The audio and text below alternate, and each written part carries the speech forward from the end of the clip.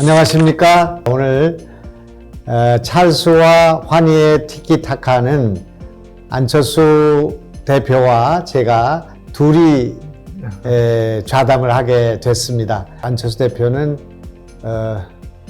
의학을 전공한 의사시고 저는 과거에 과학기술부 장관을 해서 과학에 대해서 또 많은 관심을 갖고 있고, 또 안철수 대표는 또 V3를 개발을 해서 전 국민이 지금도 쓰고 있는 거죠. 네, 그렇습니다. 쓰고 있는 국민들을 위해서 이렇게 주신 그런 분이신데, 안철수 대표의 그 외동딸이시죠. 안설이 학생이 아니라 뭐죠? 박사입니다. 어려 보여서 박사가 이번에 샌디에고 대학에서 한 연구, 세계적인 연구가 됐습니다만은 코로나의 기전에 관한 연구를 하는데 제1저자로 같이 참여해서 실질적으로 연구를 많이 해낸 그런 아주 훌륭한 과학자가 됐습니다.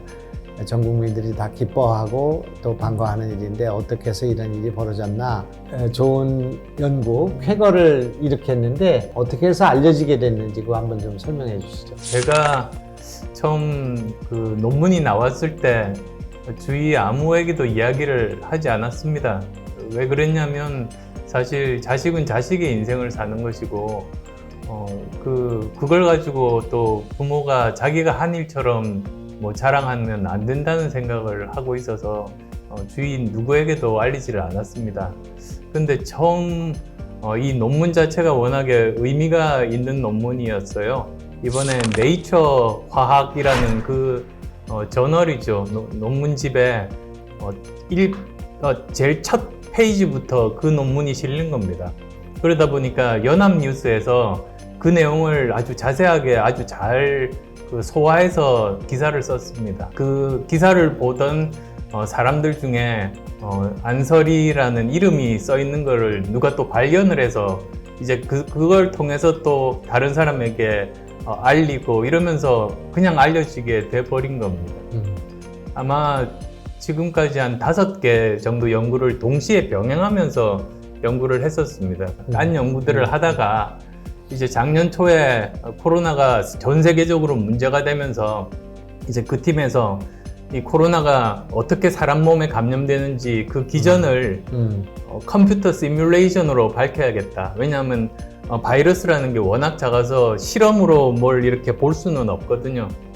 그래서 작년 초에 시작해서 거의 한 1년 정도 굉장히 많은 사람이 그 프로젝트에 여러 가지 연구들을 같이 진행했다고 그렇게 알고 있습니다. 코로나 그 구조에 대해서 이제 게이트를 발견했다 이제 기사에 이렇게 나오던데 그런데 그거를 발견한 것이 코로나의 백신의 연구라든지 코로나 퇴치에 어떤 의미가 있을까, 그런 얘기를 좀 설명할 수 있나요? 글리칸이라는 게 이제 제일 처음 결정적으로 이 바이러스가 사람 세포 속으로 들어가게 하는 것이라는 것을 이 컴퓨터 시뮬레이션으로 밝혀냈거든요. 그러니까 얘를 역할을 못하게 하면 그러면 아예 감염이 안 되는 것까지 이제 밝혀낸 겁니다. 이게 스파이크 단백질 위에서 본 겁니다. 그래서 여기 보면 글리칸이라는 게 이 빨간 색깔이고요. 그 다음에 여기 보이는 이게 하늘 색깔? 예, 하늘 색깔이 이게 포지션이 지금은 닫혀 있는데 이걸 열리게 하는 역할을 하게 된다는 거거든요. 열리면은 사람 몸속에 감염이 될 수 있다고요. 지금 컴퓨터 시뮬레이션을 하니까 움직이는 것처럼 보이거든요. 이게 글리칸이거든요. 지금은 여기가 닫혀 있어요. 이게 사람 세포에 들어가는 그 관문 역할을 하는 건데요. 근데 이제 이게 조금씩 움직입니다. 그래서 이렇게 열려 있게 되는 상태가 되는 거거든요. 그러니까 이런 컴퓨터 시뮬레이션을 해서 논문을 쓴 겁니다. 두 분 다 의사신데 의과대학을 가야 된다 또는 의사가 되는 게 어떻겠냐, 그런 지도는 없었습니까? 예, 전혀 없었습니다. 본인이 스스로 결정하니까 좀 더 자기가 결정한 것에 대해서 책임감도 느끼고 음. 뭐 공부하다 보면 힘든 과정이 왜 없겠습니까? 공부하다가 힘들 때 그래도 자기가 선택한 거니까 의지를 가지고 뭐 끝까지 돌파해 내더라고요. 한번 여쭤보고 싶은 게 그 의과대학을 다니셨잖아요. 네. 그래서 지금 그 안랩을 성공을 시켰는데 새로운 분야의 공부를 해야 네. 될 것 같은데 그런 것이 언제 어떻게 됐는지. 사실은 제 의학 연구 논문 쓰려고 제 연구 잘하려고 컴퓨터를 공부하기 시작했던 게 계기가 됐죠. 어셈블리어라고요. 기계어 수준의 그런 언어가 있습니다. 근데 그걸 알아야지만이 제 실험에 제대로 쓸 수가 있어서요. 어셈블리어 공부를 했는데 이 컴퓨터 바이러스가 그 당시는 전부 다 이 어셈블리어로 만들어진 것들이었거든요. 그러니까 또 자연스럽게 제가 가진 실력으로 컴퓨터 바이러스가 그때 1988년에 처음 나왔습니다. 그때 만든 백신이 33년 지난 지금도 많은 분들이 쓰리라고는 저는 상상도 못했습니다. 우리 안랩에서 나온 그 백신 지금 업그레이드된 백신이 지금 어느 정도 시장을 점유하고 있고 또 다른 나라의 그 백신에 비해서 볼 때 수준이 어느 정도 되십니까? 전 세계 백신이 뭐 수십 가지 종류가 되는데 그 중에서 만점 맞는 게 한 두세 개 나옵니다. 근데 거의 만점을 계속 이렇게 받아왔습니다. 이미 세계적인 그 백신 성능 테스트에서 가장 성능이 좋은 1등 그룹에 한 두세 개밖에 안 되는 그 그룹에 지금 V3가 속해 있습니다. 이제 안 대표는 이런 여러 가지 경험 갖고 계시니까 현재 상태에서 우리나라의 산업, 기술에서 어떤 분야에 좀 치중이 돼야 된다고 생각하는지 그거를 좀 한번 뭐 공약은 아니지만 그런 예. 비전 제시한다면 어떤 게 있을 것 같습니까? 사실 이제부터는 융합에 더 집중해야 됩니다. 옛날에는 각각의 분야마다 그 새로운 것들을 만들 수가 있었죠. 근데 이제는 한 분야에서 만들 수 있는 거는 거의 다 나왔습니다. 그래서 남은 미지의 영역이 이 분야와 분야가 이렇게 만나는 곳, 경계, 즉 두 가지 다 있는 거기서 새로운 것을 만들 수가 있는 거죠. 지금 4차 산업혁명 시대는 여러 기술들이 동시에 발달합니다. 인공지능이 있고, 뭐 5G가 있고, 뭐 저 한쪽에서는 클라우드도 있고, 뭐 이런 여러 가지 또 바이오 기술도 있고 한데 이들끼리 전혀 상관없는 것끼리 서로 만나는 접점에서 새로운 것들이 생겨나는 거죠.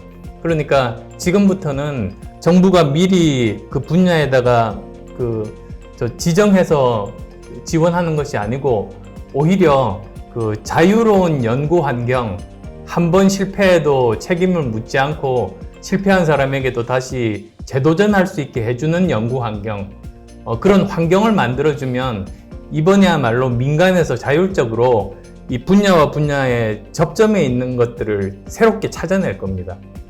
대표적인 예가 모더나 백신, 파이저 백신 같은 겁니다. 바이오 기술과 초미세 기술의 이 접점, 경계에서 새로운 것이 나온 것이죠. 그러니까 앞으로는 그런 분야가 훨씬 더 저는 많아질 것이고 국가에서 해야 될 일은 어떻게 하면 이 융합 연구가 가능한 환경을 만들 것인가 이런 것에 굉장히 집중을 많이 해야 됩니다. 교육 시스템 자체가 뭔가 바뀌지 않는 한 한국의 과학기술 내지는 IT가 더 발전하기가 어려운 거 아닌가 그런 생각이 드는데 우리나라의 과학기술 정책 또 아이들 길러내는 방식을 어떻게 바꿔야 될 것인가에 대한 생각이 있습니다. 지난번 대선 나오셨을 때 뭐 교육이 중심이다 예. 그런 말씀도 하신 적이 있죠? 그렇습니다. 네. 지난번 대선 공약 때도 가장 중요하게 생각했던 게 교육개혁이었습니다. 인재를 기르는 것만이 우리나라의 살 길입니다. 지금 전 세계가 전쟁 중이거든요. 근데 이 전쟁이라는 게 무기 전쟁이 아니고 군사 전쟁이 아니고 과학기술 전쟁이 지금 전 세계에서 일어나고 있습니다. 상징적인 사진이 바이든이 얼마 전에 메모리 칩을 이렇게 들고 있었어요. 그러니까 바이든은 그렇게 저 과학기술 패권 전쟁을 지금 앞장서서 지휘를 하고 있고요. 시진핑은 시진핑대로 거기서 가지고 있는 여러 가지 테크 기업들 자기들이 뭐 나름대로 규제도 하고 자기들이 끌고 나갑니다. 그러다 보니까 이 전 세계가 그 각국의 지도자들이 지금 현재 가장 중요하게 생각하는 것이 과학기술입니다. 근데 우리나라는 이렇게 바깥에서 전쟁이 벌어지고 있는데도 우리 앞만 보면서 안쪽에서만 서로 싸우고 있거든요. 4차 산업혁명 시대에 왔는데 오히려 정보화 담론에도 못 미치는 산업화 시대 담론으로 싸우고 있고, 그러다 보니까 교육도 산업화 그 개념에 맞는 인재들, 산업시대 인재들만 기르는 교육인 겁니다, 지금. 그래서 이 교육을 획기적으로 바꾸지 않으면 우리나라 미래는 없다. 저는 그렇게 생각하는데요. 근데 문제는 시간이 굉장히 많이 걸립니다. 핀란드 같은 데가 대표적으로 교육개혁에서 성공한 나라인데 1970년대 시작했어요. 교육개혁을. 효과 나타나는데 20년 걸렸습니다. 그럼 우리는 지금 시작해도 20년 후면 2040년이 돼서 지금 한 해 한 해가 급합니다. 지금까지 정부들이 교육개혁이라고 해놓고 한 일들이 대학 입시만 바꿨습니다. 그걸로는 안 되거든요. 대학 입시 바꾸는 게 교육개혁의 본질이 전혀 아닙니다. 그래서 오히려 전체 이 학제를 보고요. 학제라는 게 저 초등학교 6년, 중학교 3년, 고등학교 3년, 대학교 4년 있지 않습니까? 그리고 뭐 몇 살에 초등학교 들어가고, 이게 1951년 그 6.25 전쟁 동안에 부산에 피난해 있을 때일 겁니다, 아마. 그때 만들어진 그 체제가 지금까지 그대로 오고 있거든요. 70년째 안 바꾸고 있는 겁니다. 지금 시대에 많이 뒤떨어져서 이걸 바꾸자는 게 제 생각이었고, 그래서 저 교육개혁 공약을 가장 중점적으로 내세웠었습니다. 꼭 해야 되는 일이 과학기술 발전하고 인재를 키우는 일이거든요. 아주 자유롭고 창의력을 발휘할 수 있게 하는 그런 산업 환경만 제공해주면, 그리고 공정한 경쟁이 가능한 환경만 제공해주면, 그러면 민간에서 알아서 이런 과학기술과 인력을 가지고 경제 발전을 이룹니다. 그러니까 뭐 경제 대통령 이런 표현은 굉장히 구시대적인 그런 구호에 다름없죠.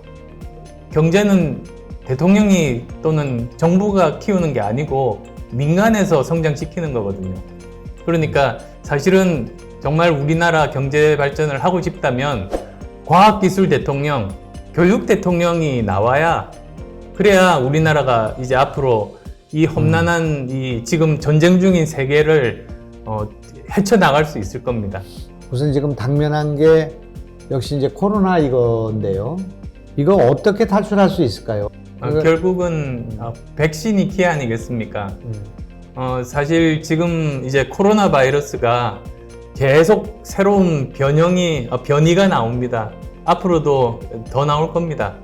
그러니까 아마도 독감 바이러스, 인플루엔자 바이러스가 계속 우리와 같이 인류 옆에 존재하잖아요. 마찬가지로 이 코로나19도 여전히 마찬가지로 존재할 거라고 이제는 가정을 하는 게 맞을 겁니다. 그렇게 되면 지금 우리가 이제 할 수 있는 일은 백신을 충분히 확보해서 누구나 원하는 시기에 바로 백신을 맞을 수 있게 그렇게 만들어 놓는 겁니다. 그리고 거의 모든 사람들이 백신을 맞고 나면, 그러면 백신을 맞은 사람은 감염이 안 되거나 되더라도 중증이나 사망으로 이어지는 것은 굉장히 확률이 떨어집니다. 거의 아마 독감 수준으로 떨어질 겁니다. 그러면 독감 정도 사망 확률이라면 우리 옛날에도 독감 있을 때 그거 뭐 두려워하거나 그러지 않고 그냥 우리 살았지 않습니까? 그래서 마찬가지로 이제는 백신이 충분히 확보되면은 그러면 아마도 일상으로 돌아갈 수 있다. 그렇게 생각합니다. 그런 그 위드 코로나를 좀 대비해야 된다는 그런 말이 좀 나오고 있는 것 같습니다. 지금 그 이야기 할 단계는 아닙니다. 오히려 헛된 희망을 불러 넣어주는 게 오히려 더 위험합니다. 오히려 지금은 먼저 해야 될 일이 뭐 미래에는 우리 저 가게도 열고 마스크 없이도 생활할 수 있다고 그 말을 할 때가 아니고 최선을 다해서 백신을 확보해서 2번 맞는 사람, 그러니까 1차만 가지고는 안 되거든요. 2차까지 완료한 사람 숫자를 늘리는데 총력전을 해야 됩니다. 2차까지 맞은 사람이 뭐 영국이라든지 이스라엘처럼 한 60-70% 이상이 될 때 그때 위드 코로나 이야기를 하기 시작하는 게 순서죠. 엉뚱하게 그 2차 접종자들에게 갈 백신을 당겨 써가지고 1차 접종 퍼센티지를 늘리는 거는 그거는 아니라고 봅니다. 그거는 굉장히 잘못된 겁니다. 초창기에 가장 먼저 백신 맞은 사람들이 나중에 9월, 10월 되면 부스터 샷이라고 하죠. 3차 접종을 해야 될 가능성도 있습니다. 안 그러면 이분들이 면역이 떨어져서 결국은 감염될 확률도 높아지고 감염되면 다시 중증 확률이나 사망 확률이 올라가게 됩니다. 이 무조건 70% 목표만 완료하면 되는 것이 아니라 거기에 한 가지 더 조건을 붙인다면 그 가장 처음에 맞은 분들 주로 연세 많은 분들이 많이 맞으셨지 않습니까? 그분들이 이 시기에 70% 완료한 시기에 과연 저 항체가 충분히 있는가 그 검사를 해야 됩니다. 그래서 이분들이 그게 좀 부족하다면 그분들 3차 접종을 또 해야 되는 거죠. 그렇게 해서 충분히 그 면역을 가지고 있는 사람이 70% 정도가 그래야 위드 코로나 이야기를 할 수 있다. 저는 그렇게 말씀드리겠습니다.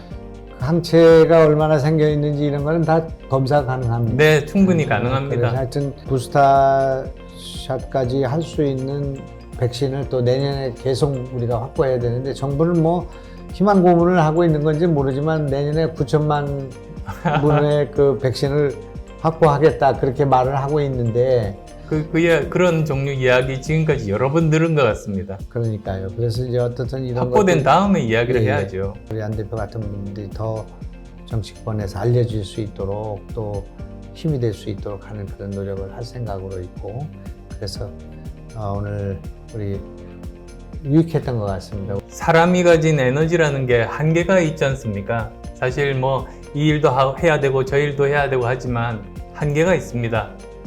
그래서 저는 이제 정치하는데 제가 가진 에너지를 싸우는데 쓰지 않고 미래 연구한 데만 쓸 겁니다. 누가 싸움을 걸어와도 그거 일일이 대응하면서 에너지를 쓰기에는 우리나라가 처해 있는 상황이 지금 너무나 절박합니다. 바깥으로 시선을 돌려보면 우리가 얼마나 지금 힘든 상황에 처해 있는지를 알 수 있는데 시선을 바깥으로 쳐다보지 않고 내부에서 서로 경쟁 상대끼리만 쳐다보다 보니까 싸움의 모든 에너지 100% 쓰는 거 아니겠습니까? 그래서 저는 제가 가진 에너지를 이제 미래 연구하는 데 쓰겠다. 그리고 또 하나 말씀드리고 싶은 것이 여의도에는 선거 캠프가 필요한 게 아니라 미래 연구소가 필요합니다. 그 말씀 드리고 싶습니다.